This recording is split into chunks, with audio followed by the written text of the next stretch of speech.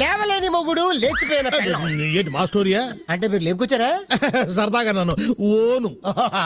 Hey guys, ఎలా ఉన్నారు? సభ్య సమాజం తలదించుకునేలా చేశారు ఒక అత్త అల్లుడు. కరెక్ట్ గా 10 రోజుల్లో తన కూతురికి అండ్ అల్లుడికి పెళ్లి జరగాల్సి ఉంది.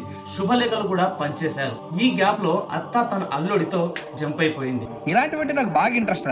జనరల్ గా ఇలాంటి పనులు లవర్స్ చేస్తుంటారు. గాఢంగా ప్రేమించుకొని ఇరు వర్గాల ఇంట్లో మ్యాటర్ ను తెలియజేసి వాళ్ళ కనుక పెళ్లికి ఒప్పుకోకపోతే ఆ ప్రేమికులు లేచిపోతారు. ఇది న్యాయమో అన్యాయమో తెలియదు గాని సమాజంలో జరుగుతుంది మాత్రం ఇదే. కానీ దీనికి విరుద్ధంగా ఉత్తరప్రదేశ్ అలీఘర్ లోని మద్రాక్ అనే గ్రామంలో అత్త అల్లుడితో లేచిపోయింది. మొదట గ్రామస్తులు ఈ మ్యాటర్ ని నమ్మలేదు. కూతురు శివాని కూడా తన తల్లి తప్పిపోయిందని అనుకుంది తప్ప లేచిపోయిందని అనుకోలేదు. తన కాబోయే భర్త రాహుల్ కి ఫోన్ చేసింది. అతను కూడా రెస్పాండ్ అవ్వలేదు. తండ్రి కూతురు ఇద్దరు కలిసి వెతకడం మొదలు పెట్టారు. కానీ ఆమె జాడ దొరకలేదు. ఇక చేసేదేమీ లేక ఇంటికి వచ్చారు. ఇంట్లో 3,50,000 రూపాయలు డబ్బు, 5 లక్షల విలువైన నగలు కనిపించలేదు. ఇంట్లో 10 రూపాయలైనా ఉంచకుండా మొత్తం ఊడ్చుకెళ్లిపోయింది. మ్యాటర్ పూర్తిగా అర్థమైంది. తెల్లవారేసరికి ఊరు మొత్తం కోడై కూసింది.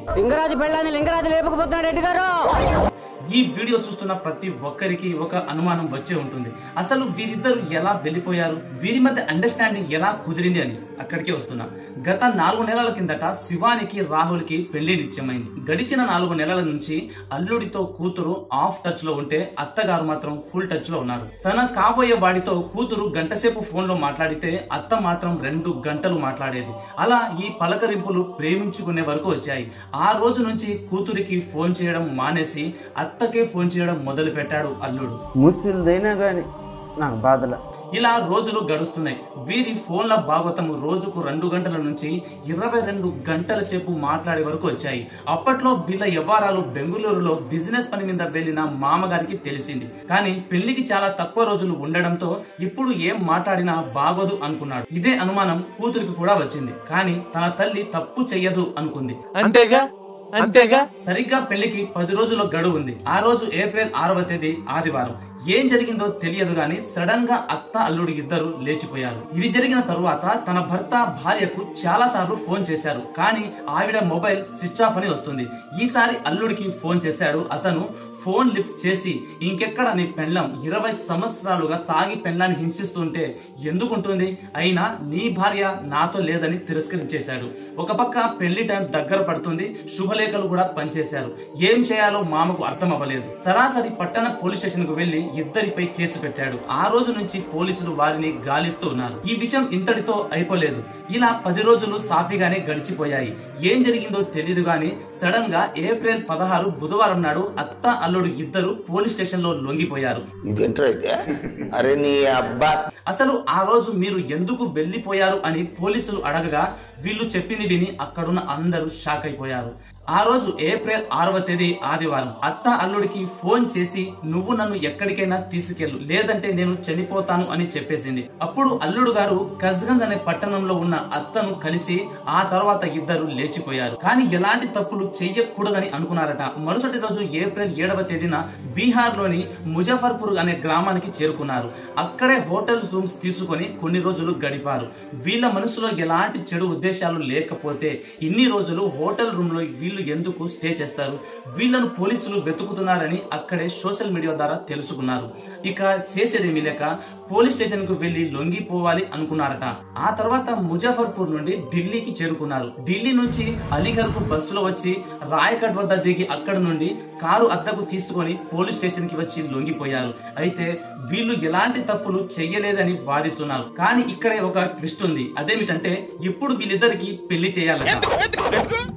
అదే నేను కూడా అడుగుతున్నా, వీళ్ళు ఎలాంటి తప్పులు చెయ్యలేదు కదా, మరి పెళ్ళెందుకు?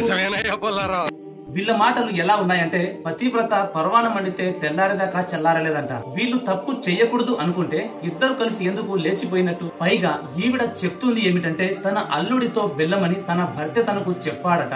ఓకే, అతడు చెప్పాడే అనుకుందాం. నువ్వు తప్పు చెయ్యవు కదా, మరి నువ్వు ఎందుకు వెళ్ళినట్టు చెప్పు.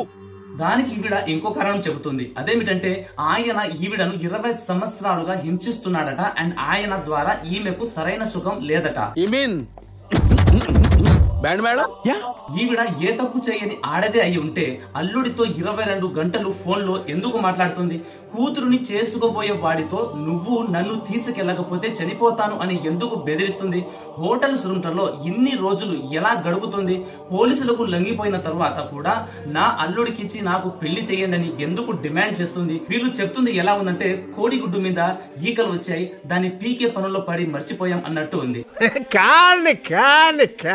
ఈవిడ భర్త మాత్రం తను ఎటుపోయినా నాకు సంబంధం లేదు, తాను ఇంట్లో నుంచి తీసుకెళ్లిన నగ నట్ర 3,50,000 రూపాయలు సొమ్ము తిరిగి ఇస్తే చాలు అంటున్నారు. కానీ ఈవిడ నేను అవేమీ తీసుకెళ్లలేదు, జస్ట్ 200 రూపాయలతోనే వెళ్ళాను అంటుంది. జస్ట్ 200 రూపాయలతోనే ఈవిడ ఇన్ని ఊర్లు ఎలా తిరిగింది? ఇన్ని రోజులు ఎలా గడిపింది? కూతురికి కాబోయే భర్తని లేపుకెళ్లినందుకు ఈవిడ కూతురు అనారోగ్యం పాలైంది. ఇలాంటి పనులు చేసి సభ్య సమాజానికి ఏం మెసేజ్ ఇద్దాం అనుకుంటున్నారో నాకైతే అర్థం అవడం లేదు. రీసెంట్ గా బంకాకు చెందిన సికిందర్ యాదవ్ అనే 2 పిల్లల తండ్రి తన భార్య చనిపోయిందని ఈ పెద్ద మనిషి తన అత్తగారితో ప్రేమలో పడ్డాడట. ఈవిడ కూడా అల్లుడిని ప్రేమించింది. ఇక వారి ప్రేమను విడదీయలేక ఆమె భర్త వారిద్దరిని పెళ్లి చేశాడు. ఆ వీడియోని కూడా మీరు చూడవచ్చు.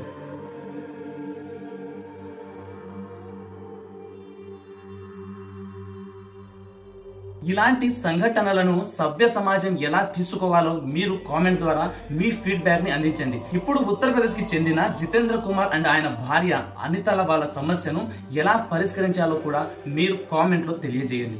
ఇప్పుడు రాహుల్ తన అత్తని పెళ్లి చేసుకోవడం కరెక్టా లేదా కూతురిని పెళ్లి చేసుకోవడం కరెక్టా?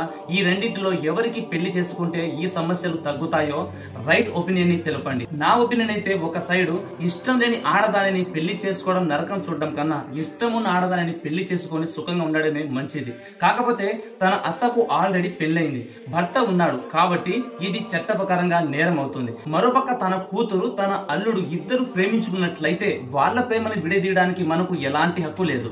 ఒకవేళ వాళ్ళిద్దరికి అరేంజ్ మ్యారేజ్ కుదిరినట్లయితే ఏ సమస్య ఉండదు. అయితే అల్లుడు అత్తను పెళ్లి చేసుకోవడమా లేదా కూతురు తన కాబోయే భర్తని మందలించి తననే పెళ్లి చేసుకోవడమా లేదా మామ వీళ్ళిద్దరిని గ్రీన్ సిగ్నల్ ఇచ్చి సైడ్ అయిపోవడమా, ఏదో ఒకటి జరగాలి. కానీ ఇక్కడ అత్తగారు మాత్రం మొగుడు వద్దు అల్లుడే ముద్దు అనే మంత్రాన్ని జపిస్తుంది.